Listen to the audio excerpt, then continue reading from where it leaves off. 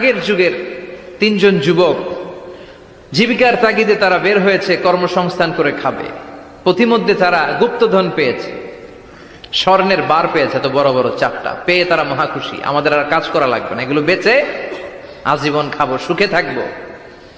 তো তিনজন মিলে বললো চারটা স্বর্ণের টুকরা তিনজনের মধ্যে ভাগ করে দেওয়ার আগে একজন এক কাজ কর, বাজার থেকে কিছু রুটি নিয়ে আয়, খুব ক্ষুধা লেগেছে, খেয়ে নেই। একজনের রুটি আনতে পাঠিয়ে দুইজন মিলে ভাবে ওইটারে যদি মেরে ফেলতে পারি তাহলে তো তোর আর আমার মধ্যে কোনো ঝামেলা নাই। স্বর্ণের টুকরা কয়টা? তুই নিবি দুইটা, আমি নেব দুইটা।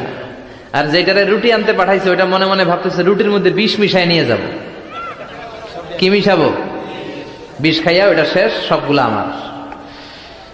তো বিষ মিশায় নিয়ে আসছে, আর আগের পরিকল্পনা অনুযায়ী এই দুইজন মিলে তাকে নৃশংসভাবে হত্যা করেছে। হত্যার পরে কয় প্রচন্ড ক্ষুধা লাগছে, ল আগে খায়া লই। দুইজন মিলে বাজার থেকে আনা বিষ মাখানো রুটি খেয়ে ওই দুইটাও শেষ। স্বর্ণের জায়গায় স্বর্ণ পড়ে আছে, স্বর্ণগুলো নেয়ার মতো মানুষ আর নাই, ঠিক কিনা? এজন্য মানুষের এই চাহিদা কমবে না। বিষ্ণু বলেন লাউ আন্না লিকুল্লি ইবনে আদম ওয়াদিয়ান মিন যাহাব আহাব্বা আই ইয়াকুনা ইলাইহি ওয়াদিয়ান। আল্লাহ প্রত্যেককে, আমাদের প্রত্যেককে যদি একটা করে স্বর্ণের পাহাড়ের মালিক বানিয়ে দেয়। কয়টা করে পাহাড় দেখছেন কোনদিন? কই দেখছেন? চিটাং গেছিলেন? এই চট্টগ্রামে গেলে দেখা যায় কি পাহাড়। এই একটা পাহাড় স্বর্ণের, এক একটা স্বর্ণের পাহাড়ের মালিক যদি আমাদের এক একজনকে বানায় দেওয়া হয়, এরপর আমরা চাবো আরেকটা স্বর্ণের পাহাড়ের মালিক কেমন করে হওয়া যায়। আচ্ছা বলেন তো, একটা স্বর্ণের পাহাড় আমার 14 পুরুষ বিক্রি করে খাইলেও শেষ করতে পারবো এটা? তো আরেকটা কেন লাগবে আমার? ওয়ালাই আমলা আফাহু ইল্লা তুরাব। বিষ্ণু বলেন কবরের মাটি যতক্ষণ না তোর মুখে না ঢুকবে, তোর এই চাওয়া চাওয়া খাই খাই সব বন্ধ হবে না।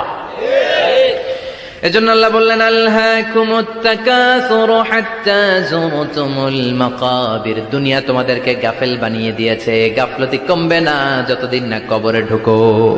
কবরে ঢুকা লাগবে, কবরে ঢুকা লাগবে না? কবরে আমাদেরকে যেতেই হবে, যেখানেই থাকেন। কবরের প্রশ্ন আছে না নাই? অনেকে বলে হুজুর বিমান হামলায় মারা গিয়েছে, বিমান জ্বলে পুড়ে ছাই হয়ে গিয়েছে, তার কবর কোথায়? তার আত্মাটা যেখানে আছে ওই জায়গায় প্রশ্ন আছে না নাই? অনেকে বলে হুজুর সাগরের মধ্যে পড়ে মারা গিয়েছে, তিমি মাছ খেয়ে ফেলেছে, তার কোনো অস্তিত্ব নাই, কিন্তু তার রুহুটা আছে না নাই? প্রতিটা রুহু সংরক্ষণ করে কে? প্রত্যেকটা আত্মা আল্লাহর কাছে সংরক্ষিত থাকে। প্রতিটা রুহু, প্রতিটা মানুষ মালাকুল মাউতকে দেখতে পায়। আপনিও দেখবেন, আমিও দেখব।